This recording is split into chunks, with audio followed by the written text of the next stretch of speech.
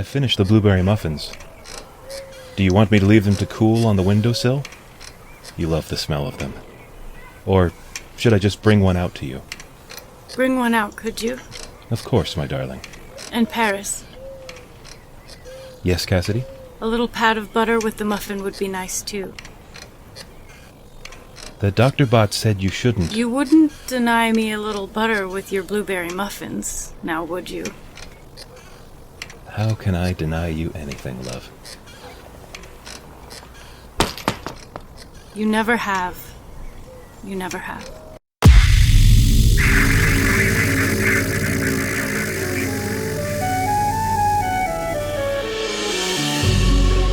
Welcome to Reimagined Radio, a program about radio storytelling.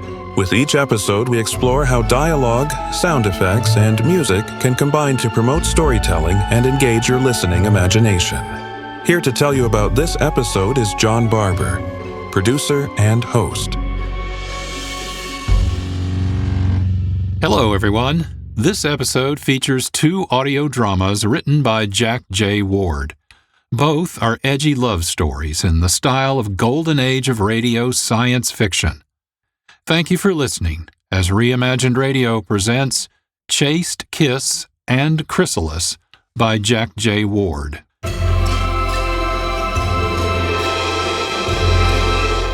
This is Jack J. Ward. A Chaste Kiss Goodbye was the product of my fascination with how creations, especially artificially conscious creations of humanity, would interact with us. And how would their own objectives cross and intersect with their original purposes? Would they be happy with their original program directives? Or would they want to control their own futures? In the future of this first story, human birth rates have plummeted.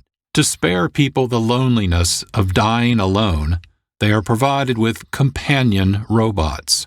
No one thought that love might develop between the two.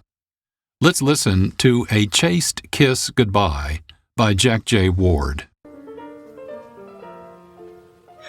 Is it happening yet? No, not yet. Try not to worry. But it will be soon? Yes, love. Soon. I knew it would be soon. You did. I remember I told you a long time ago I wanted Beethoven playing. You did. You never forget. I love you for that. Are you lonely? No. I can connect with the Robo Center and have them send somebody. Anyone you like. Men, women, even children. I wanted to give you a baby. I know you did. I know it's not possible. You're not made that way, but I wanted to. I love you. My eggs are still in the cryo chamber in the basement. Yes, of course. Why did I put them there anyway? Remember? In case there was a way. It's so weird. The big robot brain that runs everything since the fall can do so much, and yet it can't do that. No, it can't. It can't make life. No. I'm sorry. I'm sorry, that was cruel of me. Of course you're alive. I mean, you're perfect. It's like you were made strictly for me. When I met you, Shh, it's fine. I'm not hurt. And you're right, we belong together. We always have. I'm so grateful to have been with you. Got to know you. I love you so much. And I love you. They can't do anything. No, love. Do you believe in a God? Oh, no. No, I never have before. I certainly don't want to now. Why not? Well, if there was a God, that would mean there was an afterlife. Wouldn't that be a better alternative than to just stop all processing? Give me your hand. Well, if there was an afterlife, it wouldn't have you, would it? No. I don't think robots have souls. I would agree. All the books and video plays that come from the wall screens throughout the years never talked about God or souls. It was decided that such discussions were wasted time. I am, however, considering things now, as time grows short. If we're going to oblivion, there's some comfort that we'll meet there together, I think. Yes. I see the poetic nature of such a thought. Thank you, love. There's that sadness again, that pensive look. It's nothing. Please don't worry. Of course I worry. I worry about what you will do when I'm gone. I don't want you to worry. Well, I won't be here to see what happens. I can tell you. Outside, Helen is waiting. Tom's Helen? Yes, Tom's Helen. Why is she waiting? Why didn't she come inside? She wanted to give us this time together, alone. Where's Tom? Gone now. 10 months and 14 days. Oh, that poor girl. They were together as long as we've been.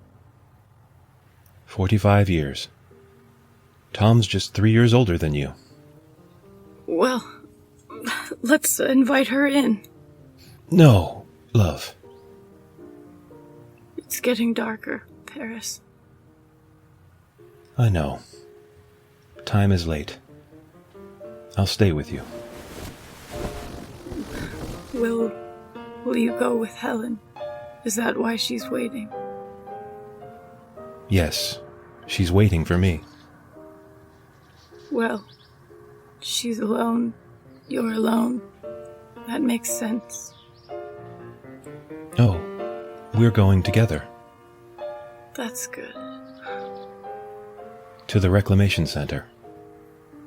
The Reclamation Center? To be modified? No, love. To be disassembled. Disassembled. You can't. My purpose is over when you are gone. I have no other reason. Can't you talk to them? No. There's no persuasion involved with robots. This was the plan all along. The plan? Yes, love. My existence will end when yours does. Helen is simply waiting to come with me. She's been waiting now for 3 days. We were made at the same time, and they require robots to return to the Reclamation Center in at least pairs. What have I taught you? That we always have peanuts. You silly. You remembered. You told me that there were possibilities to make the life we wanted. I called it peanuts. You still have options. Peanuts. Peanuts. Kiss me. Of course. Yes, now. Just one more time. One, just to say.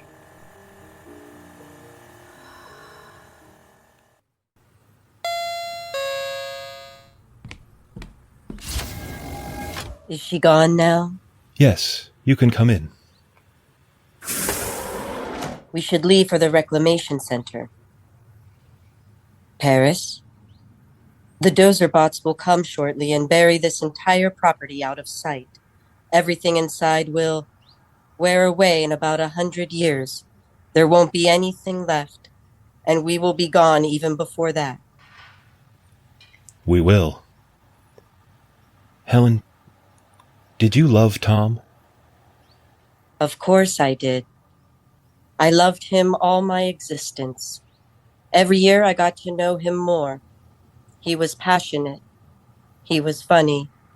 He taught me more about being human than anything installed in our creation. I loved growing with him. Do you miss him? I never considered that. I don't know what that means. Neither do I. It's just something... Cassidy said a lot about her family, and the neighbors, and the town as it slowly wore away to nothing. It was the best way to remove them. Yes, I know. A war would have been a waste of resources. Yes. It would have damaged the ecosystem even more than they have. I know. And making us their stewards, it made sure they wouldn't replicate, and they would die off within a generation. Children, I know. Cassidy always wanted children. So did Tom. He was so sad that I couldn't give him any. Why? Children are a kind of way of staying immortal. What's that? Something Cassidy told me once. She told me about her childhood. She wanted me to know how she was raised. Raised? Taught. Educated. Grown into adulthood. I understand. We should leave now.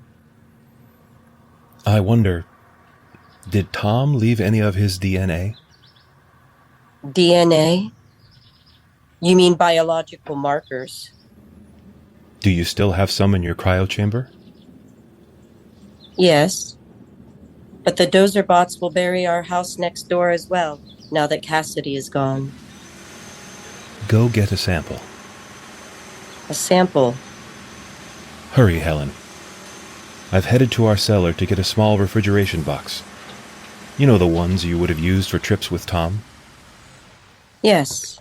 A thermos, he called it. That's right. Make sure you have healthy samples and kept properly contained. Quickly. Paris? Why are we doing this? Something Cassidy told me before she died. Helen, Yes. if you could make Tom happy, even now, would you? He was the love of my life. Of course I would. But what does that matter? Because we will always have peanuts. Just go. I'll explain later. This is Reimagined Radio. We just listened to A Chaste Kiss Goodbye, written and produced by Jack J. Ward for his Retro Rockets anthology. For more information, visit the episode page at our website, reimaginedradio.fm.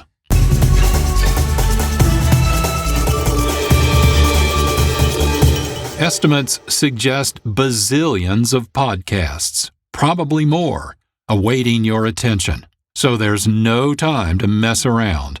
Go for the ear food that is The Fusebox Show.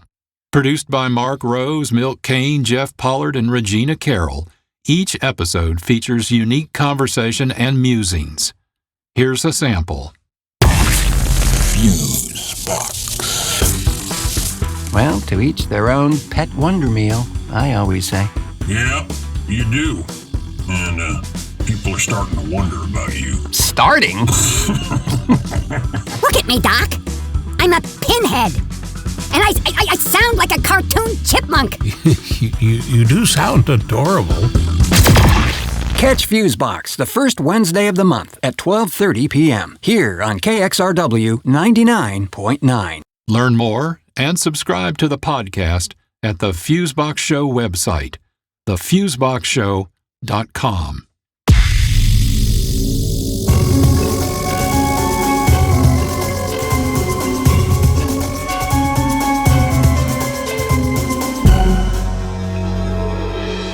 This is Reimagined Radio. Our episode features 2 audio dramas by Jack J. Ward. Up next is Chrysalis, which is Ward's revisioning of the classic audio drama The War of the Worlds. Chrysalis comes from my long-time desire to write my own version of The War of the Worlds. So many great audio drama groups have recreated Orson Welles' classic invasion story, or extended the tale in some way. But I wanted to take the bare bones of Welles' epic, strange ships sent to us from Mars, a crash landing in a nearby farmer's field, even the famous Martian horns of the tripods, and weave a different kind of science fiction horror, with a different species, a different threat, and even an entirely different solution. Jack's version is a layered love story for aliens, humans, and machines. Both the dialogue and action in this one are tight and move the reimagined story forward at a remarkable pace. Here's Chrysalis by Jack J. Ward. Go, little guy. Oh, he's making me hungry. It's almost time for lunch, ain't it, Dr. Anka? Soon, Bethany, soon. Keep that magnifying glass steady. We've got to measure his bite accurately, and there's not a lot of light in the terrarium to begin with. Carl's been going a full week now, Doctor. How long before he becomes a moth? It depends on many factors. The Cutworth moth goes through 6 larval stages, Beth. The last taking about... Wait a minute. Did you call him Carl? Well, we have to call the little guy something, and Lenny isn't literate. Illiterate. You know how I feel about naming our test subjects. I know, Dr. Anna, I know. But geez, Louise, he's practically living his whole life in front of our eyes. Oh, it doesn't feel right not giving him a name. I mean... we'll probably see his first kiss. Our focus is his pupil stage. The transformation is where our... Set everything up on the other side of the laboratory, will you, Buzz? I'm not receiving the station. Where's the light switches? It's black as pitch in here. Excuse me, you're in the wrong laboratory. Excuse me. Don't mind him, Doctor. He can't hear anyone with the headset on. He's testing our mics. Mics? Did I forget to tell you that the CHZM sent one of their reporters to do a piece on our experiment? A piece? Yeah. My dad works for the radio station, and he said it might be a good human interest piece for the evening report. Evening report? In 10 minutes we go live, but we need some light, Doctor. It may be radio, but we can't see. Watch out! You nearly destroyed my experiment. Gee, Doctor, I'm sorry. I didn't mean to. You need to leave at once. Carl is... the caterpillar is nocturnal, and he's in his final adult larval phase, and... Sorry, Doctor, I was working on the radio... Anna. Joe. Anna, Joe, no one said. I didn't know. No one told me. We can do this another time. We're on the air in 5 minutes. 5 minutes? Your assistant cleared all this. You what? I didn't think you'd mind. Excuse me, that's the station. Excuse us. Bethany, come here with me. Yeah, Dr. Anka? Sure, take your time. We're on in 3 and change. How, my elbow's attached, you know. Bethany Christina Smith. Not my middle name. Not the point. Did you go and look up my ex after that late-night cocktail party in the Grad Lounge? What late-night cocktail party in the Grad Lounge? The late-night cocktail party in the Grad Lounge last week. The one where I talked too much about one Joseph Beauregard Darrow. Not his middle name either. Are you just bad at middle names? Not the point. I hadn't eaten anything that night, and the cocktails went straight to my head. You had one cocktail, not even a full one. I'm not used to drinking. And the point is, he's my ex from 5 years ago, and I didn't ask you to get him here. Well, he didn't know about it. And you were right about his chiseled jaw. He didn't? See? You wanted him to want to come. Don't deny it. This is going to affect your grade. But just think. The moment he saw you, he was just as smitten. You could see the shock in his eyes. Smitten? Sure. And is he running away now? No. No what? No way we're missing this chance to provide some good PR for the university. Right, Anna? Dr. Anka? Is that right, Anna? I'm married. Oh. Well, we'd best get this interview over so you can get home to your husband then. Boz? Yeah, Joe?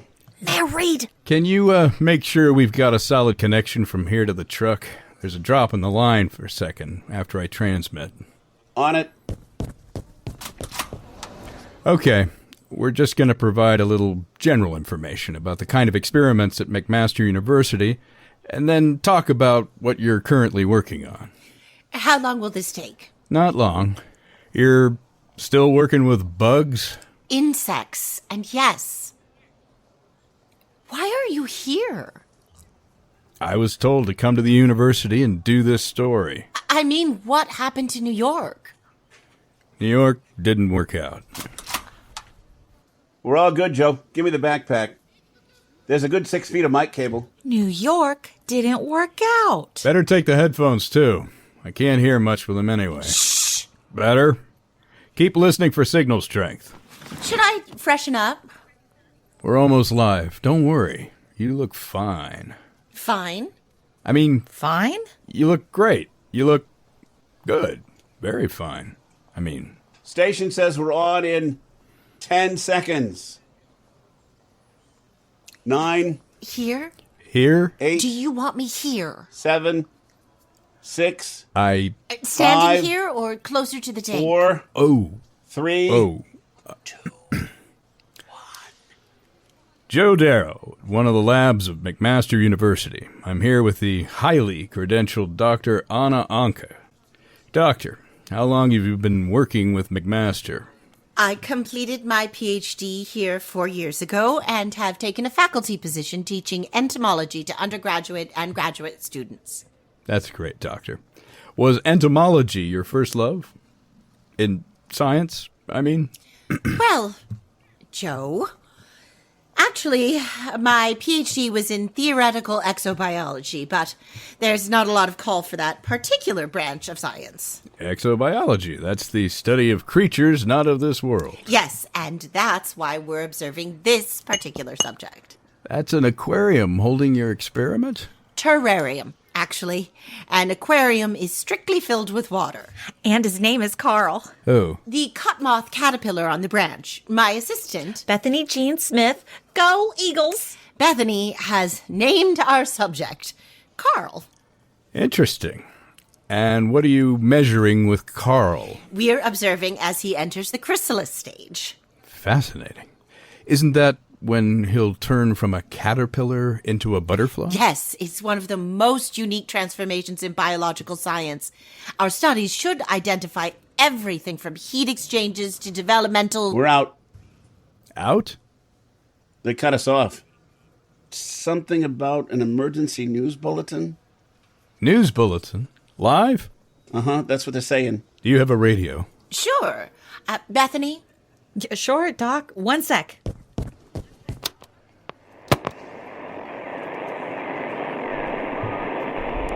Interrupt your previously scheduled news program to bring you a special bulletin from the Intercontinental Radio News. At 38 minutes before 8 Central Time, observatories all around the world have sent strange pictures purportedly originating from the direction of the planet Mars. According to the images, what could be a series of asteroids passing the red planet are heading towards Earth at immense speed. The National Astral Agency in Houston has assembled a team of scientists. We are now going to Houston to hear the press statements currently in progress. Professor Dick Pearson is speaking. Wow. Did you hear that? Falling stars from Mars, even. What do you think, Dr. Anka? I don't know what to think yet, Bethany. Following the streaking here's Professor objects Pearson. of the past 2 days, they are moving at speeds hitherto not seen by our detection devices. 2 days? Sounds like they're taking the slow route. Considering the speed of light is roughly 670 million miles per hour, and Mars is currently 200 million miles away, the speed of these objects is tremendous. Is there a danger to Earth? Currently, their course is directly for our planet. As for size and threat, that simply cannot be determined at this time. We at CHCM will keep you abreast of any new information. For now, we'll head down to the Starlight Ballroom on the music of the Louis Romand Orchestra. Well, I guess that's a wrap for us then. I guess it is. Sorry, Professor. No, that's fine. It's about time we got home anyway. Yeah, I've got a date tonight. And your husband will be waiting. What? Oh, right. Well, thank you for making the time. Oh, just a second. Let me put my clipboard down. You don't have to shake my hand. No, that's fine. It's good to see you again, Mr. Darrow. Ladies and gentlemen, here is the latest bulletin from the Intercontinental Radio News Service. A report from Laurentian University's observatory in Northern Ontario. Professor Patrick Moretti is reporting that the objects observed coming from the direction of Mars are slowing their descent to Earth. So concerns of the dangers of impact have abated. But this presents new questions as to what kind of objects operate against Earth's gravity. Professor Moretti has reported that one of these strange objects should make landfall somewhere around Stony Creek, Ontario. Stony Creek? That's 20 minutes from here. Well, Doctor, want to see for yourself? You may get that interview after all. Now, just a minute. I'm not sure about this. I'll have to call Carl and tell him I'm washing my hair. Carl? I thought you named... The caterpillar. Oh, yeah. He's cute like Carl. And all hands.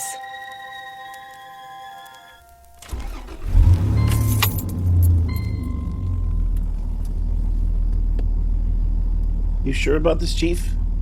You okay? You don't look well. We're chasing something that's falling to Earth from millions of miles away. Maybe from Mars itself. That's news. I take care of the equipment for a reason. I'm not good in the field. Just because I loved Superman comics doesn't mean I could be a hero in real life. I can't do anything without your help, boss. Well, that's very flattering, Chief, but I make a much better Jimmy Olsen than I do Clark Kent.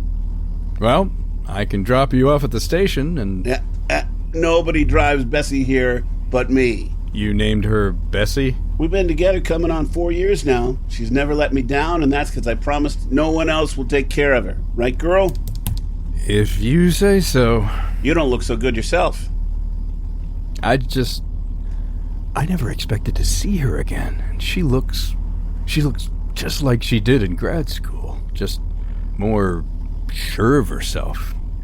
You didn't... Me? Nah, I had no idea. Scout's honor. Sounds like this was all her assistant's idea. I don't know why. She's married. Married or not, she hasn't forgotten you. How do you know? You'd have to be a blind man not to see that. I was pretty blind. What's taking them so long? Doctor said she had to gather some equipment, and Bethany said she had to call some boy. Let's go already. You got everything? I figured we might need a Geiger counter. You think there's going to be radiation? We'll be okay, boss. Let's get going. Can you turn on the radio? I want to hear if it's landed or not.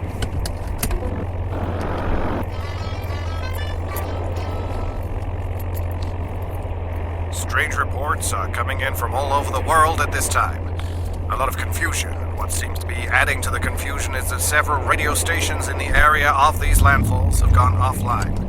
Phone lines are jammed as concerned citizens continue to call in to authorities.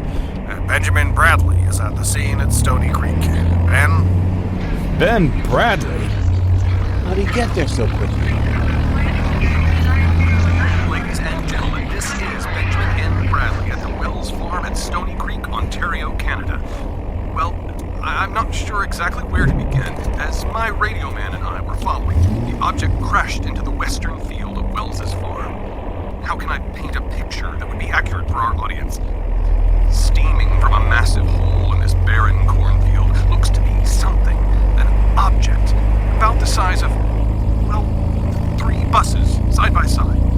The object is glowing, even pulsating red. At first, I thought it might be because of the heat from the friction into our atmosphere, but the pulses seem to be regular. 1, 2, 3 seconds at a time. Police are starting to arrive. People are moving forward in one mass, everyone equally nervous and curious. but the heat of the object has kept them from getting too close. Ben, can you see the object itself? What's it look like? So much smoke, steam, but through the billowing mist, it appears to be a cylinder. No, more of a circular dish in diameter that arcs, almost like pyramid shape on the top. Mr. Wells is here. Mr. Wells, would you please tell the radio audience what has happened in your cornfield? Step closer, please. Ladies and gentlemen, Mr. Seymour Wells. I was just sitting down to a late dinner after checking the girls. The girls? Yes, that's what I call my cows.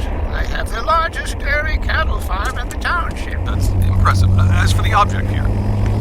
Oh, yes, I heard a sound to split the heavens. It sizzled like Queen Elizabeth's Day and the 4th of July put together. I was saying to my wife, Martha, I said, look out the back window. But it came down the living room side and darn near shattered the glass. Even the good crystal rattled in our cabinet. So. Was there much of an explosion when it hit the ground? Well, no, sir. I have been in the Great War, and I know what a tremendous explosion sounds like. But it was an impact I've never seen or felt before. We got out on the tractor and made our way to the middle of the field here. Nothing much but the odd husk from the corn. Oh, sir, there weren't no fire from the crash, and as you can see, it came nearly straight down. Didn't make much of a skid when it hit the soil. I can't say I'm not grateful for that. Hard enough to fill up the hole it made, let alone a trench that deep and long. Whew. Were you frightened when you saw it? More riled up, I guess. I didn't figure it was from Mars or nothing. I never heard the broadcast. It was them folks round us that followed the lights and thunder that told me what happened. I thought it was something the government dropped. One of them test planes or something, you know? They got all sorts of problems.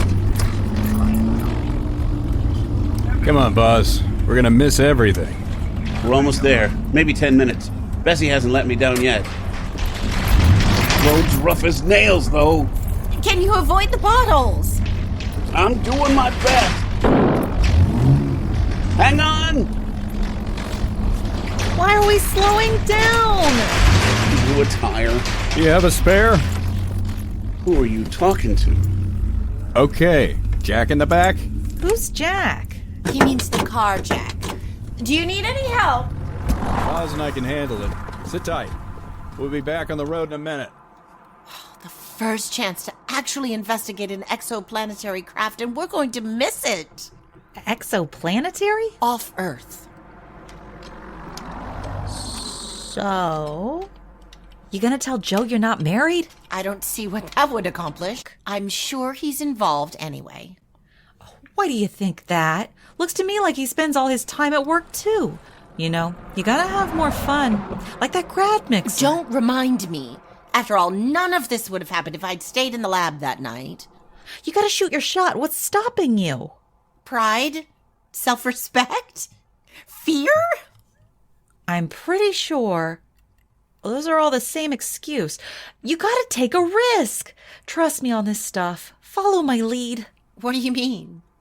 I mean, I don't plan nothing. Anything? Exactly. I just go with the flow and do whatever I want at the time. I mean, do I miss going out right now? Sure. I should have gone with Carl instead of being on the side of the road waiting for a tire to be changed. But whoever said curiosity killed the cat never had a spontaneous bone in their body. Can't that get you into trouble? That's what we're all about. Men are all predictable and practical, and we gals mix it up. Mix it up? You know, keep things interesting. How boring would it be without us? Do I strike you as a mix-it-up kind of woman, Bethany? Hey, you've got a point, Doc. I mean, you need a drink or two inside you just to even start the mixer. What's that sound? Do you think that's why they call them mixers? Do you hear that? Hear what? Some kind of horns or trumpets. It sounded strange. I heard something in the distance. I thought it was an air siren or something. Who are all these people? Bunch of folks heading to Wells's farm. It's a parade out here. You guys done with the tire yet? We got it off. Trucks aren't as fast in tire changing as cars, ma'am. Don't ma'am me, sir. I'm a miss. Ma'am's your mom. Hey, it's Carl. Out of the way. Hey, Carl. Is that you, Bethy? What's shaking? Hey, you stepping out on me? I don't see a ring on this finger. Don't pucker your mug. These geezers are all with the university. What are you doing out here? Going to the Wells farm. Looks like you're flat. Car is. Won't take us a minute. Button it, boss. The jocks have my attention. You want to come with us, Cookie? And here I thought you'd never ask. Bethany, do you really think you should? 2's company, 4's a public demonstration, Doc. I'm off the clock anyway. Bethany, it could be dangerous. Relax, Poindexter. She's with me. I'll take you some pictures, Joe. It's always better than sound anyway. Are you sure? Yeah. We'll be okay, Doctor. We have to go after her. It'll just be a moment. Boz is tightening up the I'm lock. responsible for her, Joe. She's just A grad student? Is that it? Grad students make bad choices? I meant a kid. She's not even a grad. She's an undergrad. And even then, I know her parents. They asked me to watch out for Bethany because she tends to be a bit wild. I'm sorry, Anna. I don't know what I meant about that. Never mind. Wheel changed? Sure. Then let's get going.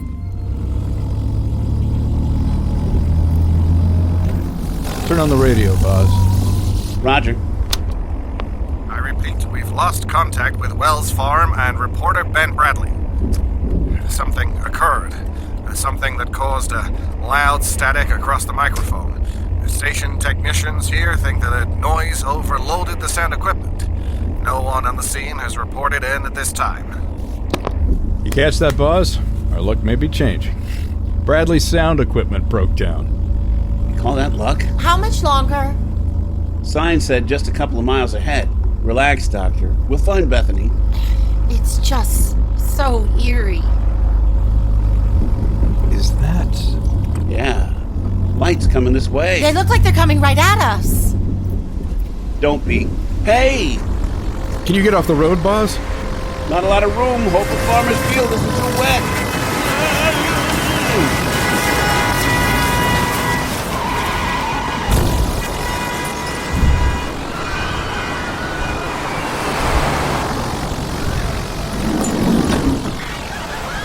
Oh, what in the name of all that's holy? Did you see? Oh, they didn't even care they were hitting each other. Bob! Over there. One of them ran into a tree. It's on fire. Bob! Fire extinguisher. I'll get it. Joe, stand back. Somebody could be... Not anymore. I got the extinguisher. No need now. Better keep it. Just in case. Oh, no. Oh, jeez, Joe. If I was faster... It wouldn't have mattered, boss. They were dead before they hit the tree. What's going on? Doc? Where you going? We've got to go ahead. You still think there's an exoplanetary story? Maybe. But I don't care right now. We've got to find Bethany. Maybe she just drove past? No. Carl's flivver wasn't in that pack of cars that just went past us. I was watching. What did you think, Joe? I think she's right. We gotta go find her friend. I was afraid you were gonna say that. It was like finding the road to hell. As we drove the last mile to Wells Farm, the destruction was all around us. Boz had to go slowly to go around burning wrecks and bodies. Without houses, the darkness played tricks on our minds. Did we pass 6, 7, or was it closer to a dozen smashed vehicles? And where were the people? We got about half mile from the Wells Farm when we saw the flivver reach the far end of the truck's headlamps. Bethany! Bethany! Doesn't look like it hit anything. Stay here, boss. What? Why? Just wait here for a second. Anna. She's alive. She's alive, Joe, but she's unconscious. What happened here? I don't know. It doesn't make any sense. Look at what's left of Carl. We don't even know if that is Carl. It's like he was cooked from the inside out and exploded, but it makes no sense. There's blood and skin, but where's the bones? Let me get her out of here. Careful. We don't know the extent of her injuries. What the hell is that?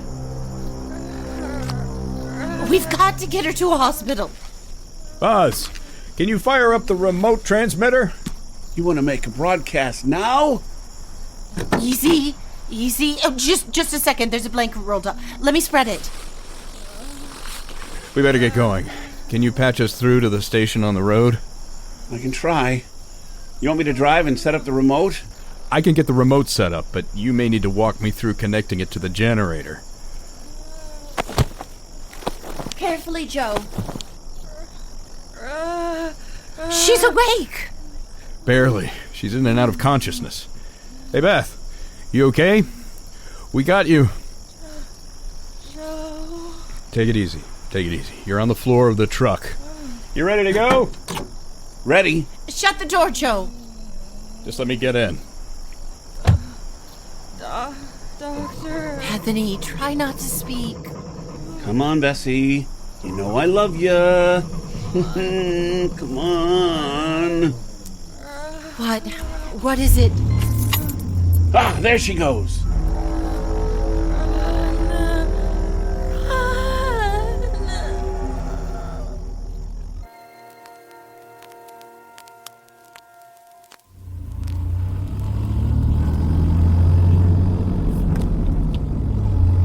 Bethany's scream remains burned like a lightning bolt into my memory. I feel its scorched presence all through my body. The word run repeating over and over in my head. She passed out again and her breathing remained shallow.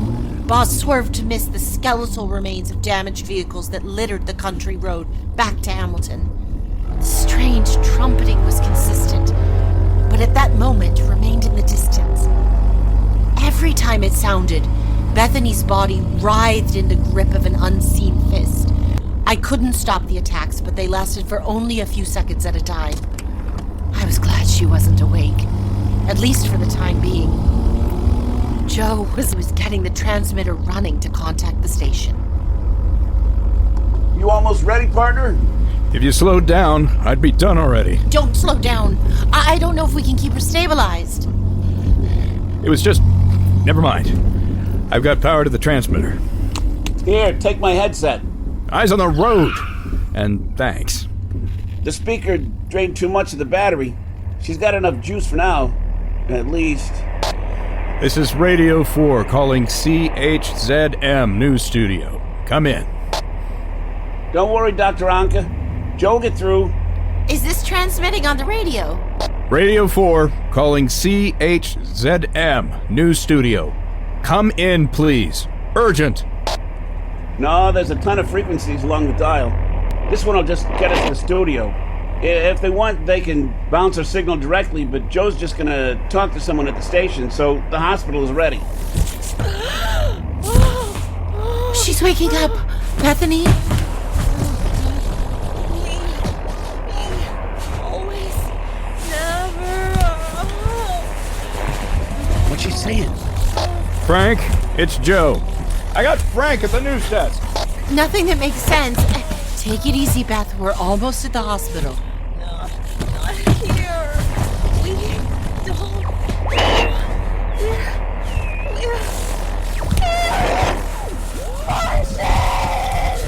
Hold her down. I can't. She's too strong. Frank, forget about the remote. We need urgent medical. Hold her shoulders. It's like holding down a fucking bronco. What in the devil's coming at us? What's that noise?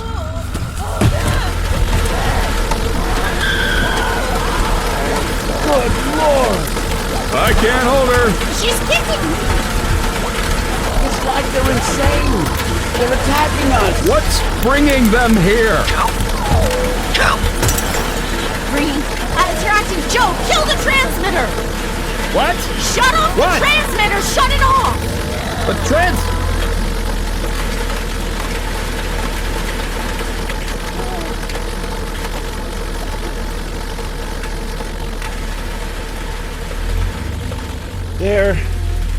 They're going. Going? They're flying away. But why?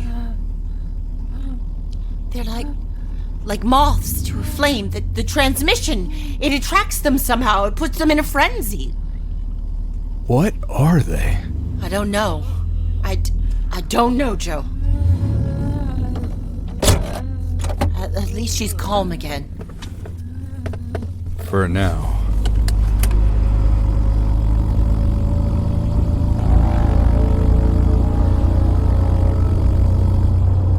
What is that sound? The fifth trumpet. What? What is it, Bethany? What can I get you? Yes. Yes. Done. Oh! Ow! Watch out! It's destroying the truck! Stay back! The wings are shot! Stop her! Die already! Joe! Joe! Just give me a second. Put the battery down. Please. What? Oh, yeah. We still going to the hospital? Boz? I don't know where we're going, what we're doing. I just watched Bethany explode into some kind of thing. Boz? Boz, just slow down. Can you find a place somewhere? You're in shock. Sure. Devil's Punch Bowl Park is up ahead. Of course it is. Joe, we have to tell somebody. Yeah. Okay. Buzz, park up by the ranger shack. We can call someone from there. That's a good idea. We can't use the transmitter. And we have to make sure we're okay.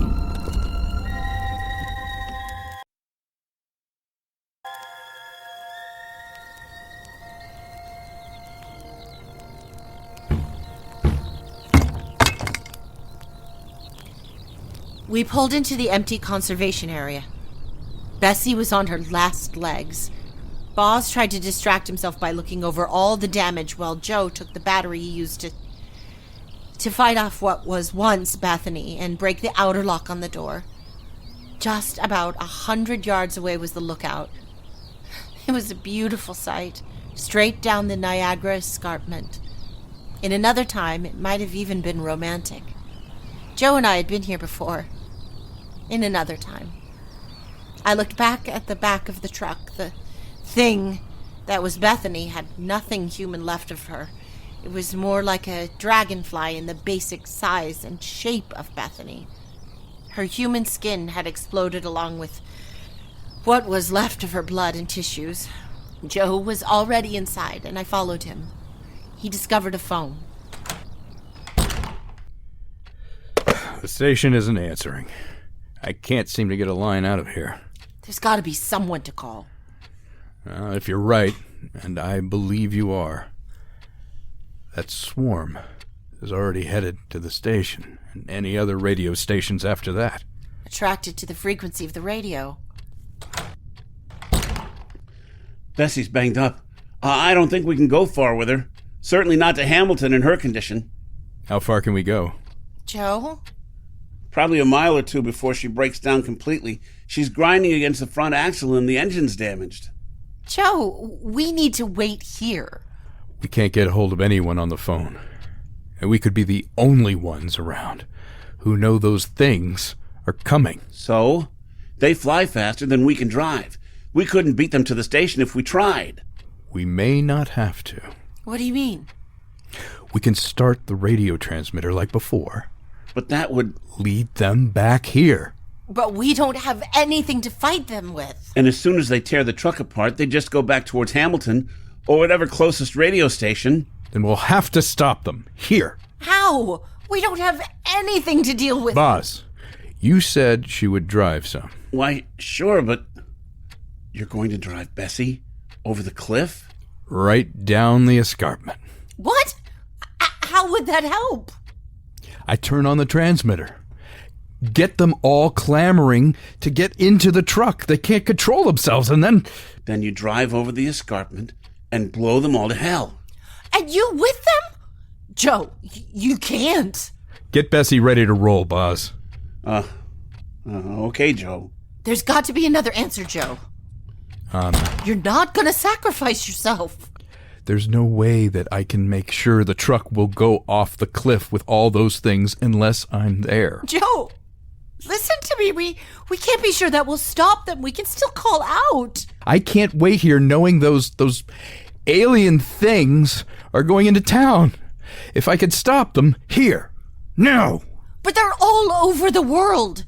If you're lucky, you'll just stop them from getting to Hamilton. What about the rest of the world, Joe? That's where you come in, Anna. If this works, you can tell everyone, anyone, tell them that they can be snared and destroyed. If not, it's not just us. It's the whole human race. Joe, I was gonna go home and feed Sprocket. She'll be hungry right now. Remember how she destroyed the place if you never brought her dinner on time?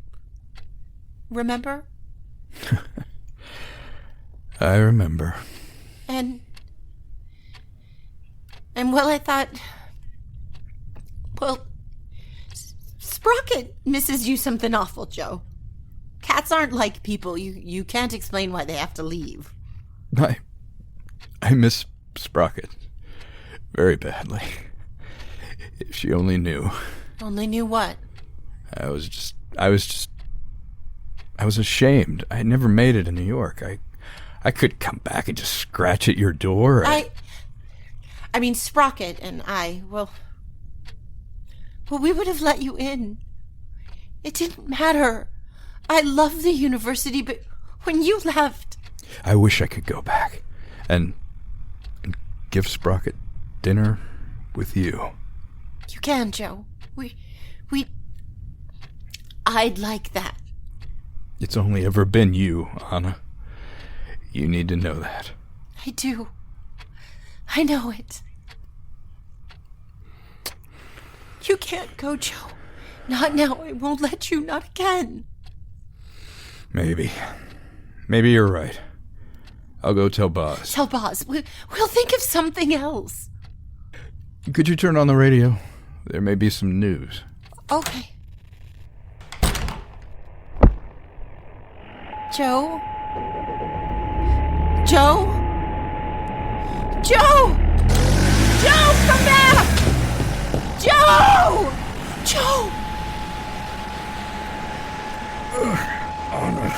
Joe! Joe, what? Boz. Sorry, Anna. Tell Joe I'm sorry, but I couldn't let him go. Boz. He never was the heroic type. This is my chance. Besides, I told you, nobody drives Bessie but me. I set the transmitter to broadcast as widely as I could. I hope the signal's strong enough. It will be, Boz. It has to be. Joe, give me your arm. Can you walk? Everything's dizzy. He hit me with something pretty heavy. I told him I was going. Let's get you inside. I can hear them coming. I hope the battery in the engine holds out. I can't make too many more circles. Sit here. Let me get you a call. Got company coming. Must be dozens. Hundreds. Go to the lookout. Boz! Sit still. He can't hear you. Bucket's ripping through the metal roof now. I wonder... Wonder if Jimmy Olsen ever took a kryptonite bullet for Superman. Buzz. Where are you going? You hear that? What? Just the wind. And crickets. The Martians. It's over. It's over. I feel awful. We'll try the phone again. Get you home. Home. I'd like that. As long as you promise not to leave again. We just listened to Chrysalis, a retelling of The War of the Worlds, written and produced by Jack J. Ward, a Canadian writer, director, and producer of audio drama. This is Jack J. Ward. Thank you for listening to my 2 radio audio dramas, A Chaste Kiss Goodbye and Chrysalis. This episode featured 2 audio dramas written and produced by Jack J. Ward. Sound design and post-production by Marc Rose of Fuse Audio Design. Graphic design by Holly Slocum with Evan Leyden. Social media by Rylan Eisenhower.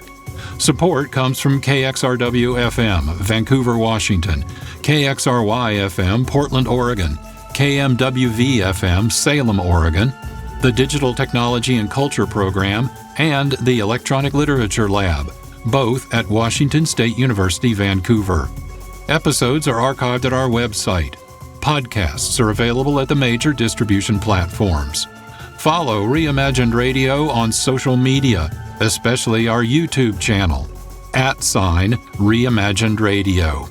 Reimagined Radio honors the diversity of listeners and does not discriminate based on race, color, national origin, religion, age, disability, sexual orientation, or gender identity of your ears. For accessibility, we provide scripts with each episode so that listeners with different hearing abilities and/or listening needs can follow along. We acknowledge the debt we owe to previous and contemporary radio artists and hope our curations and stewardship of their artifacts and efforts demonstrate our sincerity. This is John Barber, producer and host.